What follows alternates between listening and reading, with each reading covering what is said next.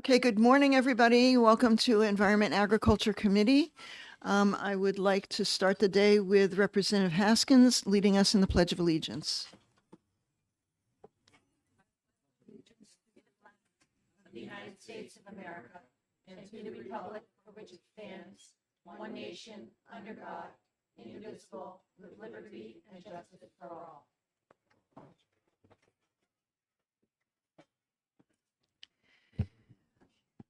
Okay, so today what we are having a hearing on is an amendment to SB 302. SB 302 is a bill from the Senate that we have in our possession here in the House in this committee, an act requiring background checks for solid waste and hazardous waste facility owners. And we do have a non-germane amendment. This is why the purpose of this hearing this morning.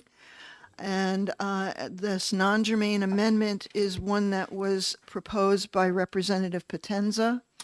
So I would like to invite Representative Potenza up to introduce this non-germane amendment to the committee, and then we can begin hearing from other interested parties.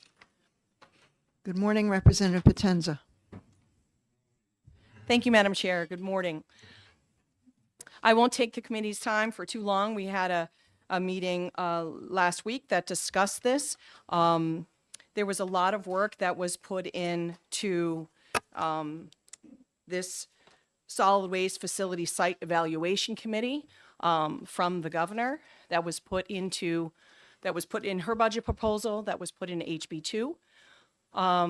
Just because there's a lot of moving parts, whether it be from the House and the Senate. There's been a lot of discussion in regards with nervous about this coming out of the budget and not having its own home, which it needs to. So that is the reason why, after all of the work that was done, the governor put forward this proposal. Then, of course, the House, as well as the governor's office, and the great folks at DES, we all came together and really worked this language with a combination of other bills that had been going through the House, not just this session, but it was accumulation of efforts. So there was a lot of work put into that, and we don't want to lose that. And so we want that position to still move forward, and that is the reason why we'd like it in its own standing bill. So that's kind of where we're at right now, and that's the reason why it's in here. And I'm hoping that it could be it can stay in HB2. We can have it its own standalone, and possibly the Senate will be doing something as well. And then the position is crystal clear about all of the work that has been put into this effort in solid waste. Mm-hmm. So, okay, and so the other possibility, because we're looking at all different scenarios, is that should the budget not pass, either the Senate or the House or both, then all of that language would go away, ostensibly, and we would at least still have that siting evaluation committee language and everything else included in this piece of legislation, SB 302. So it's just yet another way in which this particular policy could move forward. Is that correct? correct. It's very important. We're talking about approximately 13 different pages of information. When the governor put forward her budget that had this in here, it was about 10 or 11 pages long. The moratorium language was put in here. More of the site benefit or public benefit information was put in. So it extended it to about 13 or 14 pages. So that is a lot of work, a lot of time that's been done. We need it to have its own home and not go away, if the budget doesn't move forward. So yes, very important. Okay, thank you. Representative Bixby, good morning. Good morning. So there are a lot of moving parts here, I think. And one of them is that I believe that a couple of members of ENR are meeting with the governor in the near future to discuss potential changes to the current language that in the House budget. And I'm wondering if you would be amenable to assuming we can get this across the across the way to them, odds are pretty good that there's going to need to be some sort of committee of conference. And I'm wondering if you'd be willing to have that, whatever they're discussing with the governor, put in to match whatever they decide to change in the budget. Absolutely, absolutely. We would need to have these conversations, come together on consensus. If there needs to be some further changes, that's all perfect. I'm, totally amenable to all of those things. Okay, great. Thank you very much. I appreciate it. And I have 3 pink cards, so if anybody would like to speak on this non-germane amendment, and there are copies, I believe, up on, yeah, you can come sit down. But yeah, you need a pink card, though. Yeah. You won't be able to ask questions, though. All right, so the first person I'd like to call is Adam Finkel, Dr. Finkel. Good morning.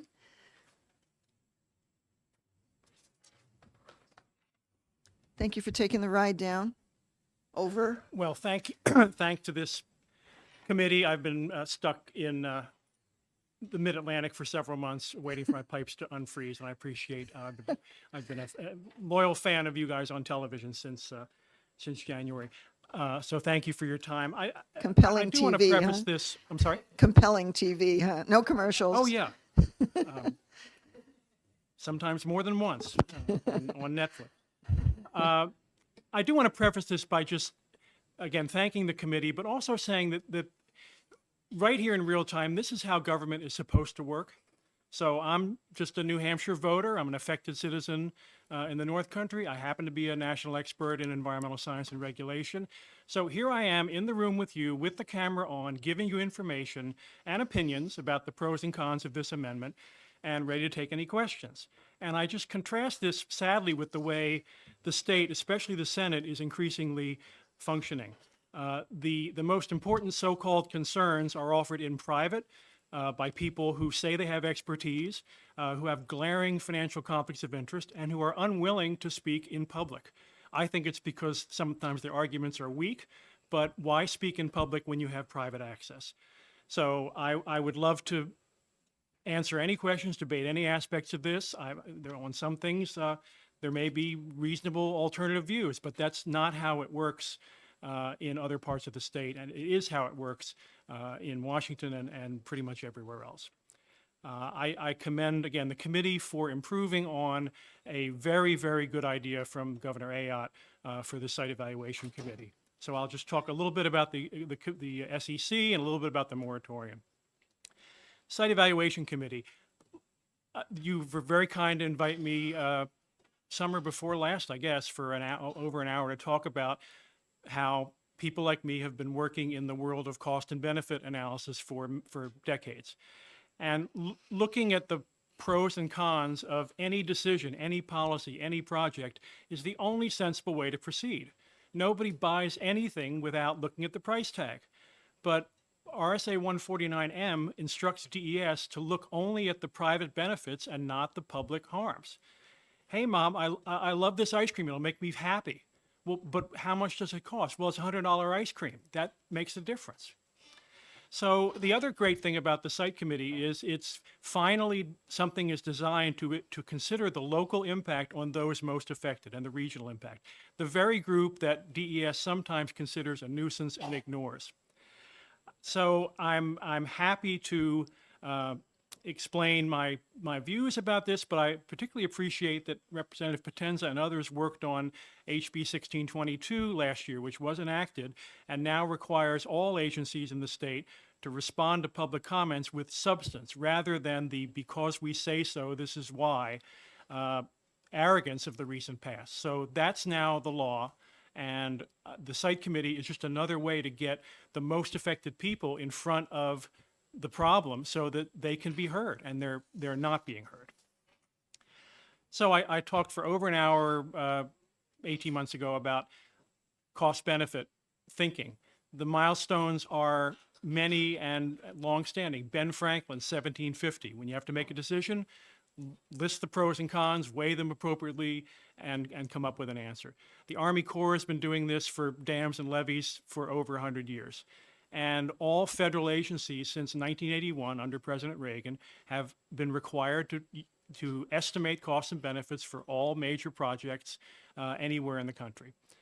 So this site committee, the most important leap forward is that finally landfill projects will be evaluated based on whether the public benefit will outweigh the adverse impacts. And it's unfathomable to me that this hasn't been the situation up until now. Another thing that's an improvement in this amendment and in the HB2 language over the governor's language is that this has made clear that the Committee of Five is not going to render its decision at the very end of a process.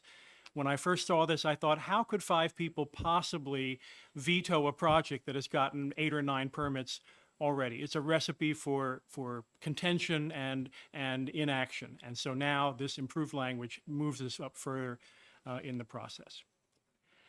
Next, it's very important that the site committee language, both the governor's version and the new version, require that the basic bare minimum of information on the harms and the benefits be contained in the application, and the words are in reasonable detail.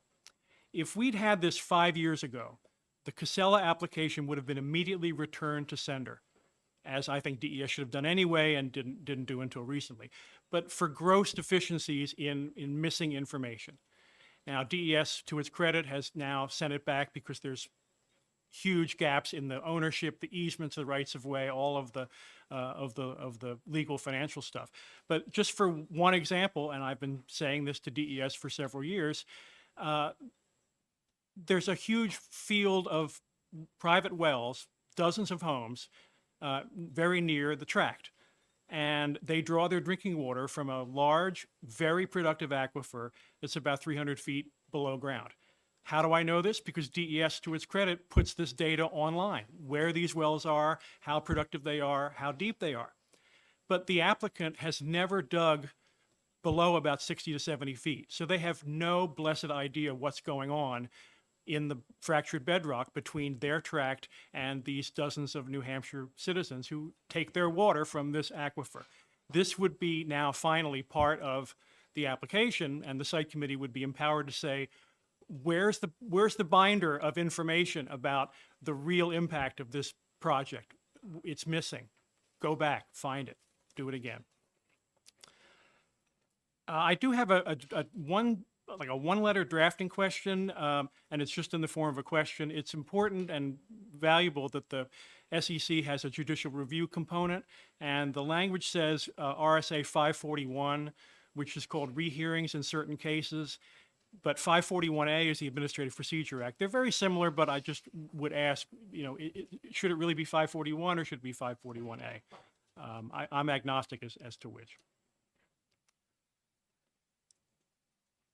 And the committee, site committee will, as it should, eventually evaluate major landfill expansions. But I think it is, and it certainly should be clear that in the case of Mount Carberry, the turnkey in Rochester, the Lebanon facility you've heard from, that I think it's clear, but it needs to be clear that already permitted expansions where there is a phased opening of different cells, those should not be covered. Those have already been permitted and should be permitted to go on.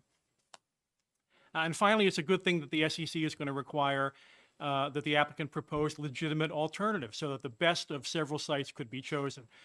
My own view is the current Casella application or the Dorman application had one preferred alternative and several joke alternatives that should not have been considered. Real quickly on the moratorium, a 3-year pause has tremendous benefits for the state and 0 cost. Why are these costs 0? Because not only is there no active application for a landfill now anywhere in the state, but think about it, the only former applicant, Casella, just voluntarily on its own chose to delay their own project by, I would judge, 2 to 4 years by insisting on filing suit against the denial of the permit. They could be right this minute fixing the deficiencies and getting back into the process, but they have chosen the long path. Fine. But during this 3-year pause, the only conceivable application is going to be in court. Or denied, again. But the cost to the state of of anybody having a rug pulled out from, they pulled their own rug out from under them last month. And as we all know, Waste Management's in the room. He can jump up and scream if I say this wrong. There's a very large, active, well-run landfill in Rochester, very much on the record as proposing an expansion very soon to begin in roughly 2036, which will last for 10 to 20 more years, and who knows beyond that. So anybody who gaslights you and says we're in an urgent need for more capacity, I just saw the year 2030 tossed about by Waste Management's competitor. No, 2056. 3 years is rounding error between here and 2056. And then what could we do in those 3 years? Well, you've all heard it from everybody else. Begin to figure out what to do with the roughly 1 billion gallons of leachate per facility, where to take it, how to get the PFAS out of it, how to store it if we can't do that. We need time to work on this. We need to get the site committee up and running, to write its own rules, to gather information. We need to accelerate our lack of progress towards meeting our waste reduction goals. We need to figure out what's going wrong with the so-called state-of-the-art landfill in Bethlehem, which I believe is leaking. And we have to fix, unfortunately, the weakest landfill siting rules on planet Earth, either by voluntarily improving them, by legislation, or by a court decision. So if I can have 30 more seconds, I would just say I'm very happy to support this amendment and the original bills that it comes from, but it's not the final answer. What the state needs is not just an evaluation committee. We need to do what other states do, which is to have a truly proactive site selection committee so that experts and affected people and the government can get together and begin to say, where should we put the next landfill? Rather than waiting for someone to pick a hideously inappropriate site and tie us all up in knots for 6 years, trying to figure out a way to not put it in the worst possible place. We could be looking for good places, either to have the state buy the land and operate it as a public-private, or to just encourage people. Here's a place we've looked at, and it makes sense. It makes geographic and hydrogeologic sense. There aren't any real guardrails, unfortunately, against conflict of interest on the site committee. It says none of the 5 shall receive income from special interest, but it really should say, and have not received income in the recent past. That's a gap. There's no assurance that even one of the 5 members will be a scientist. The one public member number 5, can have expertise either in environmental protection or landfill design and operation. So that's a deficiency. And finally, it doesn't fix the December 2023 Supreme Court decision up here, where the court basically went back to the legislature and said, we have a vague, uninterpretable statute about the timing of public benefit. That was in HB 215. It would have fixed that problem, and that bill seems to be in limbo. So I've gone on too long, but I really appreciate I've been bottled up for 6 months just watching, and I appreciate your time. Thank you. Thank you. Any questions, Representative Germana? Thank you, Madam Chair. Thank you, Dr. Frankel, for taking my question. So with reference to the moratorium and the work that we need to continue to do over the course of the next, hopefully, 3 years to address some of the issues that you raised, in your kind of professional view, given the rules, the new rules which have recently been implemented, how likely is the state to get sued over the new rules? It's a very pointed question. I am likely to sue the state over the rules because I've said from the very first draft, which was stronger than it is now, they're unfathomably weak in terms of locational criteria. I don't know if anybody will join me. I hope the legislature will fix this. HB 707 would go a very long way to fixing it and would save the state from a experienced but amateur pro se litigant going after these rules. They, again, unfathomably weak, and the 91A request that I filed and received documentation from amply demonstrates that the weakening over the calendar year 2024 was accomplished in private after representatives of industry said, not even weak enough. We're weaker than India, we're weaker than Mississippi, we're weaker than Nigeria, but we want more, and they got more. And now they're at, basically, you can put a landfill 500 feet from any surface water in sand, gravel, an IKEA ball pit, the most hyperpermeable formation imaginable. And it will get to that surface water in weeks or months. And that's just not acceptable. Thank you. Representative Freeman. Good morning. Good morning. Thank you, Madam Chair, and thank you for testifying in front of us. So what objections could there be to the SEC pause?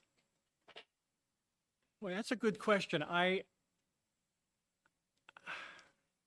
think that there will always be special interests who will say, I think the phrase would be another level of government, right? You may have already heard people say, we have an administrative agency, we have the courts.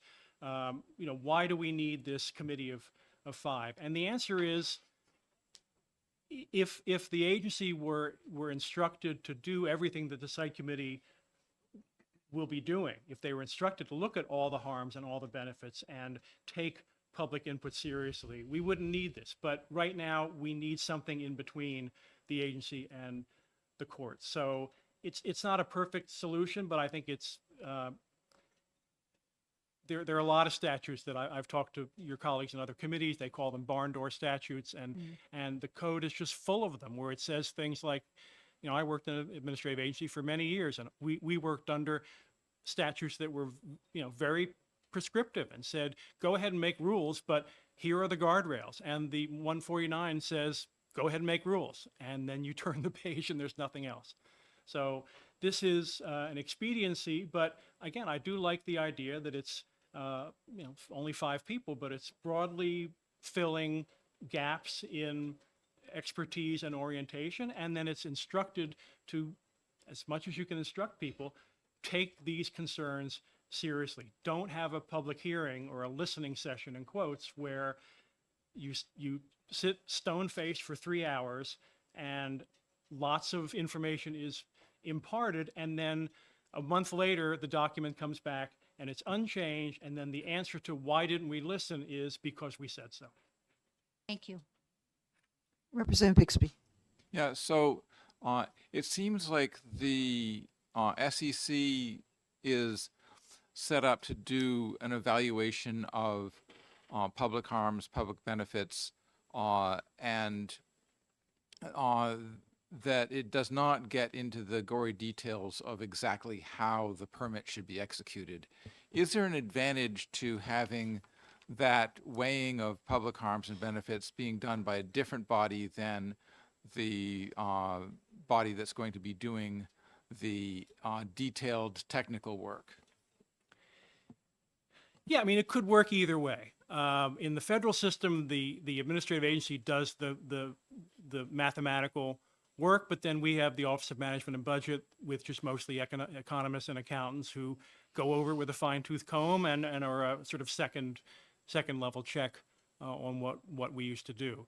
Here, I think it makes sense to say that these 5 people are knowledgeable, but they're not necessarily all technical experts. So the agency and the applicant would be proffering information, what we think the time of travel is, what we think the geographic need and the timing need is, what we think the traffic impacts are, the noise, the greenhouse gas impacts. And as much as I do this for a living in a highly regimented mathematical way, ultimately it reduces to judgment. It reduces to here's a number for the total benefit, and it's a fuzzy number. It's got lives prolonged and injuries and monetized. Look at it and get a sort of mathematical judgmental impression. Here's a number for the revenue and the jobs created, and those are subjective to balance anyway. So I think the idea of having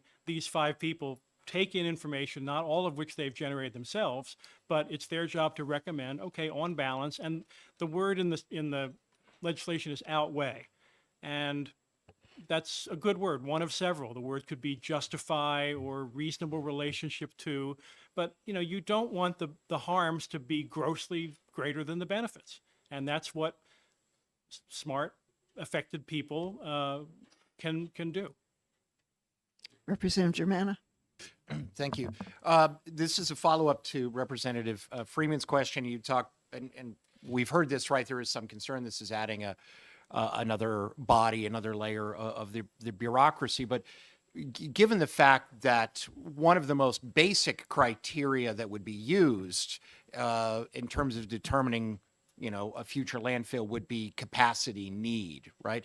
So, I mean, how often is this body likely to have to meet over the next 50 years, given where we stand in terms of capacity issues? It strikes me that it might meet once if we're actually using capacity as a criterion for whether or not we would need a new landfill. Yeah, I think one is about the right number. I mean, I think, because this is supposed to cover major unpermitted expansions, that one scenario would be that the next major controversy, the next major development would be the expansion in Rochester in roughly 2034, 2036, and that would go before a site committee to say, on balance, you've been running a good landfill for this many years. We know what the impacts are. I think even if we meet our goals, we're still going to need some capacity. Do we need this? And I guess I would say in crystal ball, the answer would be yes, we do. May I ask a follow-up? You may. Thank you. And could you also speak to the value of one of the elements of this language is to require the department working with a municipality and working with the applicant to hire a third party to engage in the evaluation that then would inform the committee. In your experience, is that an important part of this process? Oh, yeah, and it's been, as you know, part of other bills that got partway through the process and didn't get enacted.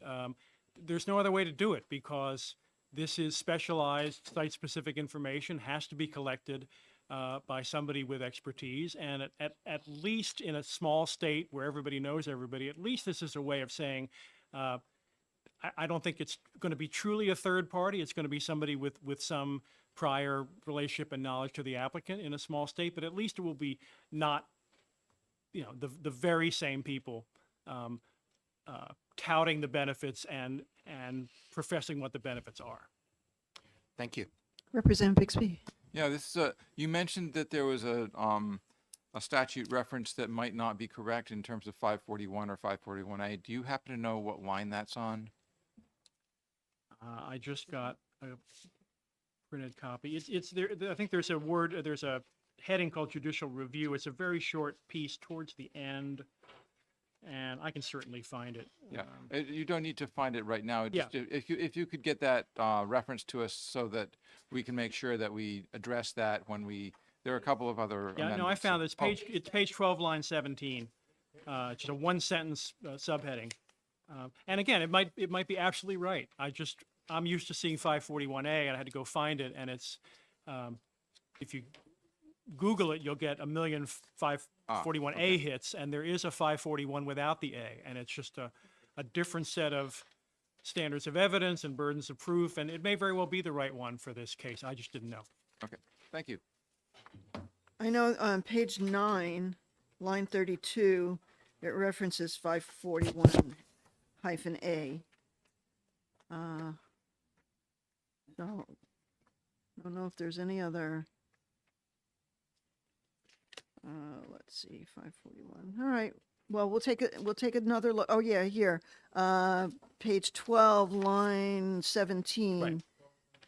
References RSA 541. Yeah. So we'll have to double check and see. Yeah, and even on page 7, line 21, it has 541A, but it's specific there. It goes A29, Yeah. but the other ones weren't. Right. Yeah. So we'll just double check that and yeah. Okay. Any other questions for Dr. Finkel? Oh, I'm sorry, Representative. Yes. Thank you, Dr. Yeah. Finkel, and thank you for your previous testimony and resources.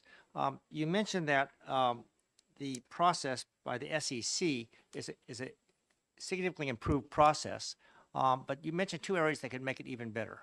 And you mentioned having having a required scientist on the panel, knowledgeable scientists, besides an option. And the other you mentioned that those should not have, for a conflict of interest, not having compensation in the recent past. Have you seen that in your work, and is that something you think we might want to enhance this? Oh, in both cases, yes. I mean, most commissions that I'm aware of, I guess I found it a little odd when I first saw this in the HB2 originally, that, again, the fifth person in whatever order, and it lists a bunch of expertise, but it's basically either, protecting human health and environment or building landfills. And those are both valuable expertise, but you could have, if you look at this carefully, you could have 5 people, one of whom would be on a local conservation commission, which is a wonderful thing to have. But I mean, it could end up being very unbalanced towards people with an interest in making these projects happen rather than in fairly looking at the harms. And then the conflict of interest stuff, yeah, it is normal practice to say, if you want to be wary of people with financial relationships, you don't just say not receiving today, but you go back in time and say if you've been on the payroll or a subcontractor in the last 3, 5, 10, whatever the number is, that's probably a conflict, because that's somebody that you can temporarily not have a relationship with and then go right back to the relationship when you're done. Great. Thanks very much. That makes some sense. All right. No other questions? And thank you so much for Thank you coming this morning, all the Dr. time. Finkel. It's always good to have your input. Thank you. Good morning, Representative Wheeler. Okay, we have next, this was Kelly's. We have next Henry Veilleux from Waste Management. Good morning. Good to see you again. Yes, good morning, Madam Chair and members of the committee. For the record, my name is Henry Veilleux, and I'm here on behalf of Waste Management, which owns and operates the Turnkey landfill in Rochester. I'm just here to address one aspect, and I have suggested language, but before I get into the suggested language, let me just illustrate what we'd like to address. So Okay. for illustrative purposes, this is the land area that Waste Management and the Turnkey landfill have a permit to construct a landfill in Rochester. And it is expected that this landmass and filling that landmass will last until, originally it was thought 2034. But because of the depletion schedule and the rate at which trash is being put in there, there's now an expectation that maybe it could last till 2035 or 2036. So they can't just in 1 year fill the entire thing with trash. Part of the public benefit that we have to overcome in getting a permit is that there's going to be a benefit to the state of New Hampshire. And so the benefit is that the state of New Hampshire is guaranteed this landfill capacity. So when they go about constructing and filling the landfill, they submit a permit to DS to construct and operate a cell, let's call it a cell. That gets filled. They then go and they say, we're going to construct and fill this area. They get a permit to construct and a permit to operate, and they fill that area, et cetera. They're here. They have a cell right now that they have a permit to operate, which will probably be full by 2028. So before 2028, they're going to have to file another permit to construct and operate to fill some of the remaining area. And so you can kind of see how this goes. So what we want to do is to make sure and clear in the language of the bill that getting a permit to construct and operate in the already permitted landfill will not trigger having to go before the site evaluation committee. I've talked with the department. Their intent is that it wouldn't have to go before the site evaluation committee. So that was a good thing. We both have the same intention. I spoke with the Assistant Commissioner, Adam Crapo, weeks ago about putting some language in to make it crystal clear. He wasn't opposed to it.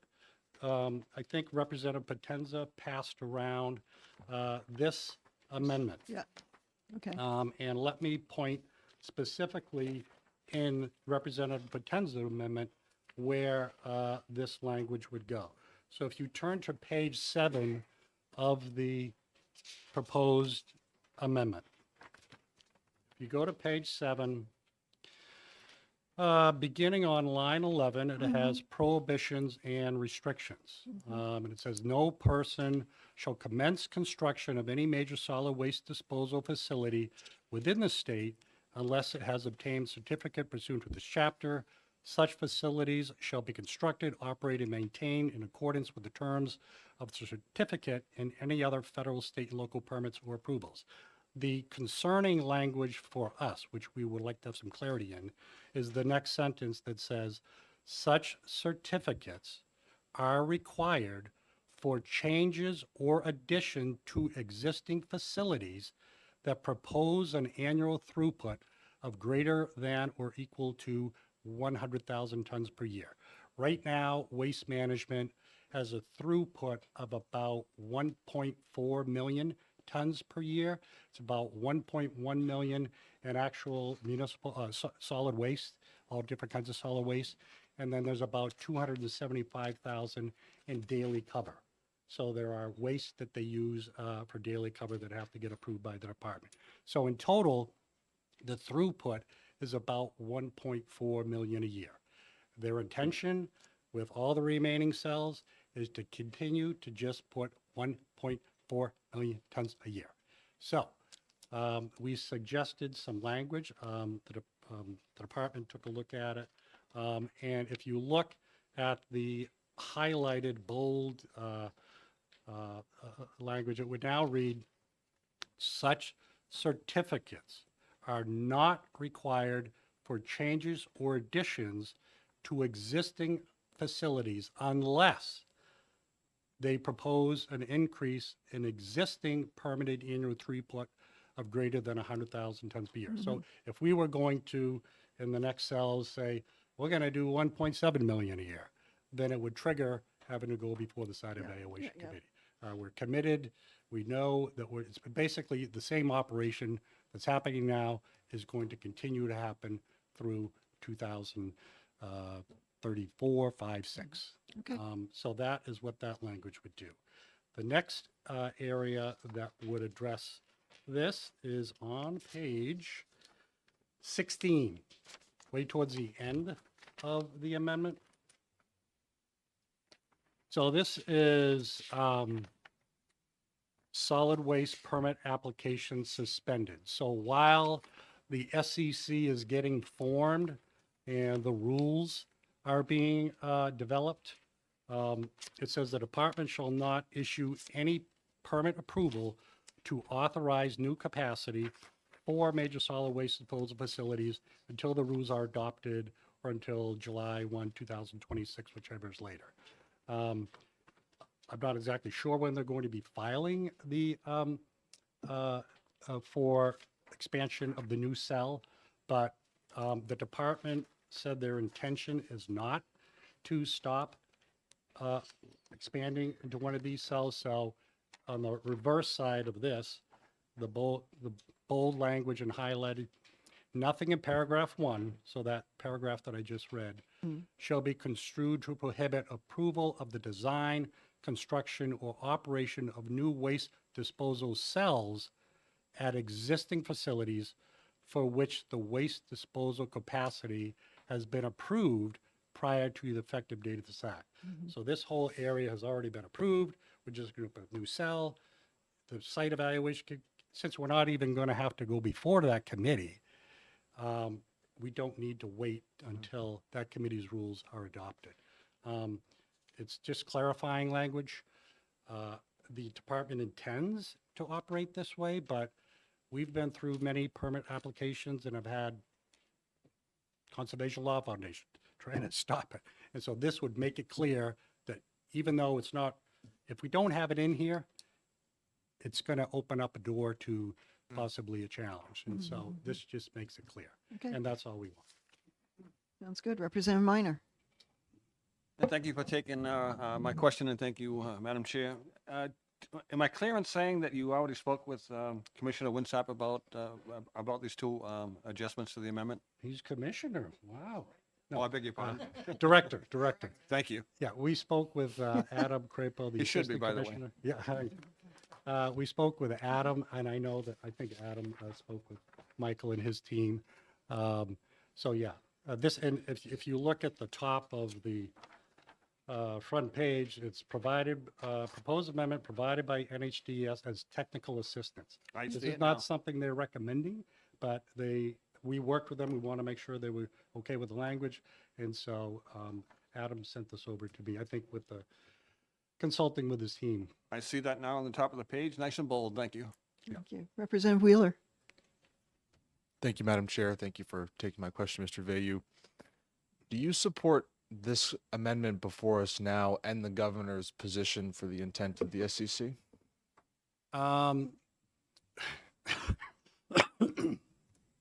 I think the idea of the SEC obviously was developed because of what's going on up in the North Country. In all the years we've operated, it's been quiet over there. And do you hear a lot of things about, hey, there were some odor issues. We tried to address that. It's not a perfect, but we do pretty well. I don't think this SEC would be before you today absent, obviously, what's going on up north. So if you're asking me, do we support it? We don't think it's necessary for what we're doing, but look, this is something that I'm good at reading the tea leaves. That's what they pay me for. And I've told them this thing I think is going to pass. So that's why we're bringing this forward. We recognize that in 2036, if we want to create another one of these things over here, it's going to have to go before the SEC as the way it's currently written. So I don't know if that answers your question, but. It does. Madam Chair, a follow-up, if I may? Sure, go ahead. Now, well, thank you for answering that question. I think you did. If you're not happy, but you're okay with what the reality of it is, I understand. Now, a separate question, but similar to your testimony, in the site itself, when you add an expansion on the existing site, does that at all add to the, I would imagine it does because you're adding on to the trash and things such like that, but would that add to the pollution? Is the threat of pollution greater even if you're not going outside of the line that you've set up? So we have a leachate collection system, and ours is unique in that we treat that leachate on site. If you went to the tour, we do another tour, we have a facility that collects it, that does pre-treatment before we send it to the Rochester POTW, and they have standards that they want us to deliver that water to them. And so that's not going to change. It'll be there'll be more trash going in the facility, but it will still be operating. We won't have to construct a new leachate system. It'll just be adding and feeding into that. The noise, the occasional odor will be the same. I don't think there'll be to your question, I don't think there'll be an increase per se in what residents will notice over there. Can I do one more follow-up, Madam Chair? One more, and then we need to hear from Representative Germana. Okay. Thank you, Mr. Vayu, for taking my questions. Now, I hear a lot about the out-of-state trash issue. So in terms of the capacity here at this landfill, Yep. you said it was a benefit to the state of New Hampshire. I'm wondering, is it truly a benefit to the state of New Hampshire if we're importing in the out-of-state trash to come into these facilities? And I'm wondering, is there anything that your company is doing to address the influx of trash that's coming in not from the residents of the state of New Hampshire? So because of the depletion schedule and the fact that we can't fill it up year one, two, whatever. We can't just take all this out-of-state trash. We have to guarantee, and we accept all New Hampshire waste. So there are times when we have to say to Massachusetts waste, we can't take it because the New Hampshire trash takes priority when you start running up against that depletion schedule. I would say right now it's almost like 50-50 in terms of New Hampshire versus out-of-state trash. And again, the way we are allowed to deplete it guarantees that there'll be capacity for the state. Okay. Representative Germana. Thank you, Madam Chair. Thank you for taking my question. This is actually kind of a follow-up to Representative Wheeler's second question. Can you help me kind of understand the size of 100,000 tons of waste, right? So the language that we have here creates an exemption, right, as long as it does not increase by more than 100,000 tons per year. Can you help us kind of conceptualize what 100,000 tons is? Because it sounds like a lot. And so, you know, if you have one cell now that's taking in 1.4 million and you're going to go to 1.5 million for the next cell, that does seem like it would include more traffic, for example, increasing by that amount. So can you help us kind of understand what kind of impact 100,000 tons looks like? 1/10 of what we're putting in. But to your point, I mean, when I spoke with Steve Pudgy about that number, he's like, Henry, I don't care if it's 50,000. Or their plan is not to put more. So if your concern is that 100,000 is too much, reduce it. Right. Okay, I appreciate that. Thank you. Representative Bixby. Yeah, I think that the point is not really to quibble about the number, but just to give us an idea, like how many truckloads would 100,000 tons be? Let me ask the operator over there. I'm the policy wonk. I don't deal in those kinds of numbers, but I will get you an answer. Okay, because great. I know you want to know. So I'll phrase it as how many truckloads is 100,000 tons? Yeah. Okay. Because it's really a matter of just being able to have that idea in our head as opposed to, you know, sort of a number that just seems kind of abstract. Yep. I'll get you that. Thank you. Any other questions? Representative Comtois. Thank you, Madam Chair, and thank you for taking my questions. Did I hear you say that you'd be welcome to doing another field trip for this committee? Absolutely, yeah. Good time of year. I mean, oh. the mud, with the rain, it might be a little muddy. Give it a couple weeks. Right, right. So maybe in the fall or something. And may I just make a statement about that? This committee had the opportunity to go on a field trip to Waste Management last year. And I thought, oh, gee, I'm going to see a landfill. It was one of the best field trips that I have ever been on, and it is absolutely fascinating. And I would behoove anyone that if we have the opportunity to do that, to join that. Yeah, thank you. Yeah, no, it was. I went to the field trip, and they have It's- quite an impressive operation there. Yeah, very well run facility. It's state of the art. Yeah. I like going too. I learn something new every time I Yeah. go. Thank you. Appreciate your time and your testimony this morning. And Mr. Tom Tower from Whitefield. Good morning. Oh, and just for the record too, I mean, now, you know, so it looks like we will have a couple of changes to this non-germane amendment. So just so you know. Good morning. Good Members morning. of the committee, Madam Chair. I won't take up too much of your time. I basically wanted to come in today to publicly thank all of you because I think I have this right, that you are here specifically for this reason. And that's a monumental effort in this environment. Madam Chair, you spoke earlier about, and I probably should say for the record, my name is Tom Tower. I do live in Whitefield, and I also serve as Vice President, North Country Alliance for Balanced Change. You spoke about the environment that we're in right now. I'm not going to speak about the merits of the SEC or moratorium. I think you folks know about as much about that stuff as I do, which says an awful lot because I spend basically my entire life focused on it at this point. So thank you for all of your support for that.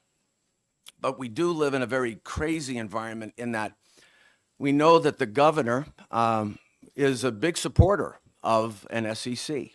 The governor is a big supporter of what she put into that trailer bill. But I do want to reinforce that in this current environment, nobody really knows for sure what is going to happen with this budget.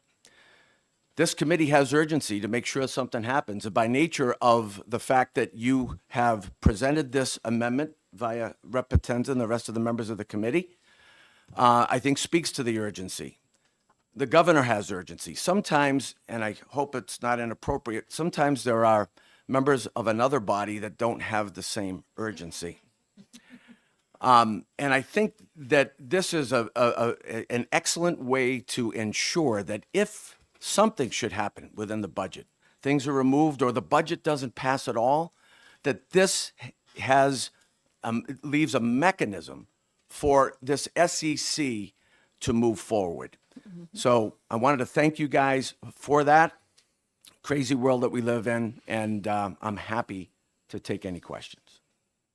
Any questions from the committee? No? Seeing none?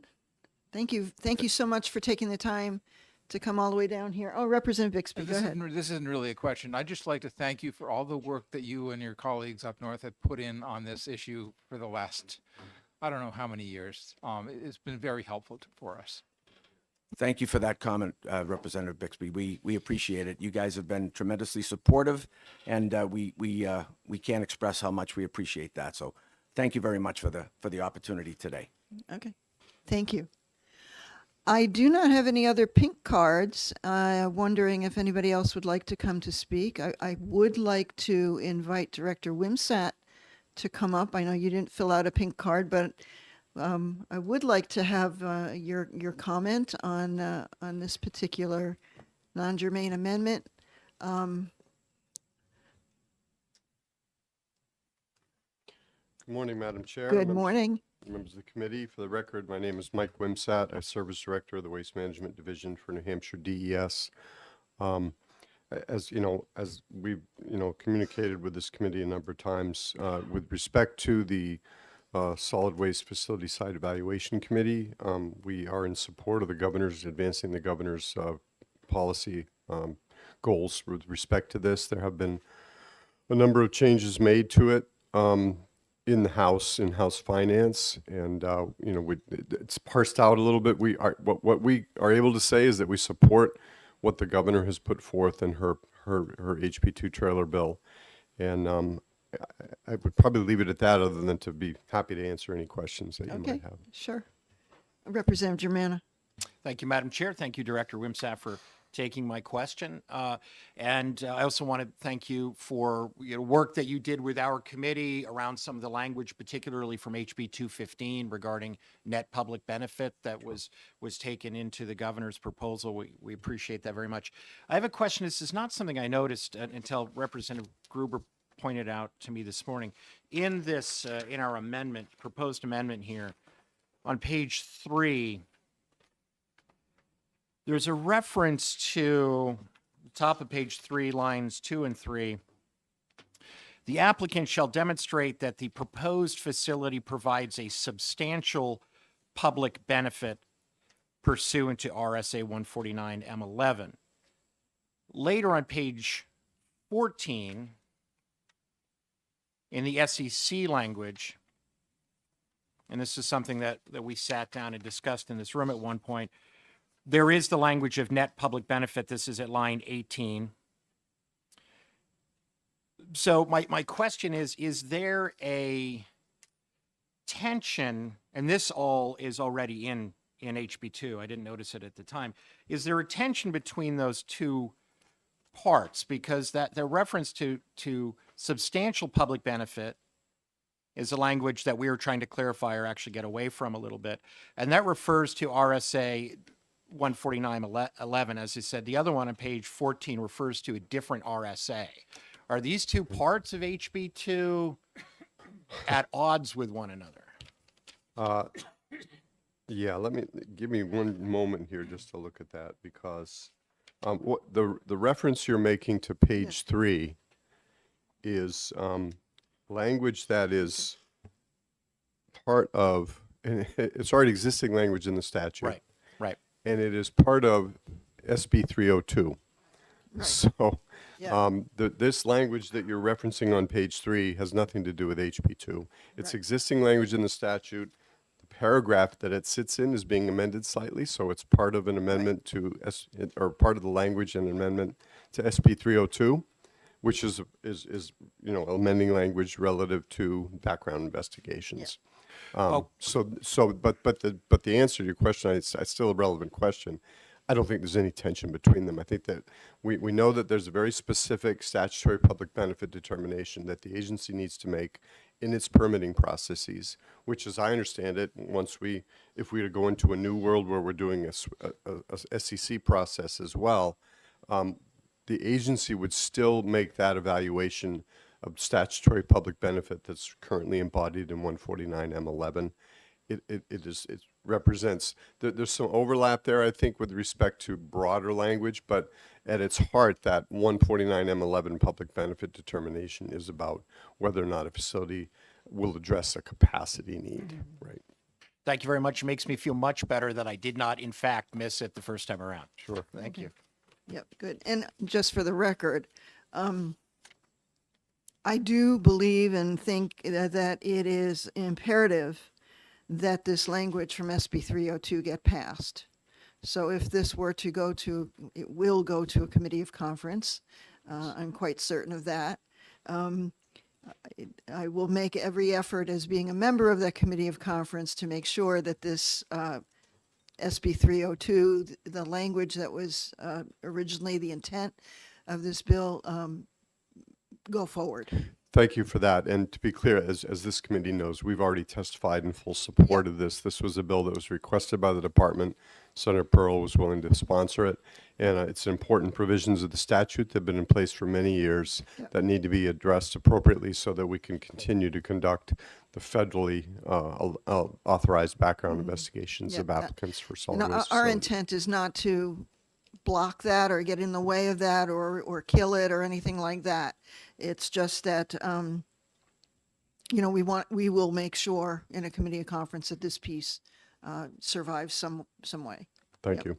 Glad to hear that. Representative Bixby. Yes, thank you. Thank you, Madam Chair. So, Dr. Finkel brought up a question about, on page 12, line 17. This is under the topic of judicial review. Decisions shall be made pursuant to the decisions made pursuant to this chapter shall be appealed in accordance with RSA 541. And he was wondering, is 541 correct, or should that be 541A? That's a great question. I actually, during Dr. Finkel's testimony, I recalled that a few months ago I was puzzled by the same thing. I remember looking at it, but understand that's a non-lawyer looking at a legal question and concluding essentially that it was probably still right. But I think it bears some evaluation here. I don't think I would certainly not discourage this committee from running that to ground to make sure that it's correct. Okay, so would that be something we would ask OLS about, or? Yeah. I Okay, think that's probably right. all right, thank you. Good. Thank you. Any other questions? And thank you so very much for agreeing to come up and say a few words with regard to this non-germane amendment. You're welcome. Thank you. Anyone else wish to speak on this bill, on this non-germane amendment? Okay, seeing none, I'm going to close the hearing on the non-germane amendment, number 2025-2012H for SB 302 FN. And apparently we will have a few changes to this bill. So my recommendation, we do have a field trip planned for Tuesday at UNH at 1:30 in the afternoon. I'm going to propose that we all come here and exec this bill out with whatever appropriate amendments need to be made for this non-germane amendment, an amendment to SB 302 on Tuesday prior to that field trip. So I will make arrangements with our administrative person to set up that exec session. And with that, I don't know if we have any other questions or comments to the committee, but thank you all for coming today, and thank you all for participating. We appreciate it. Do I hear a motion to adjourn the committee? Second? Second. Thank you. All those in favor? Aye. Aye. Thank you.